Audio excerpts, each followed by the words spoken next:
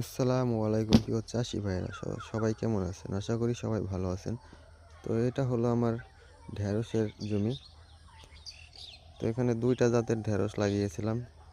এখানে যে ঢেঁড়সটা দেখতে পাচ্ছেন এটা হলো এয়ার মালিক সিডের সুমি। এই জাতটা মূলত পাতা একটু ছোট, জার্মিনেশন অনেক ভালো। আর এটা যে দেখতে পারতেছেন এটা হলো সিনজেন্টা কোম্পানির সুমি।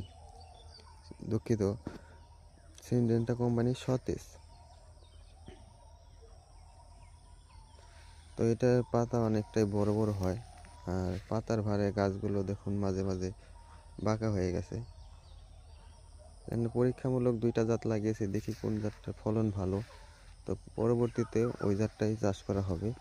আর এখানেও সিনজেন্টা কোম্পানির সতেজ লাগিয়েছিলাম। এখানে অনেকগুলো চারা নষ্ট হয়ে গেছে। এখানে মূলত আপনার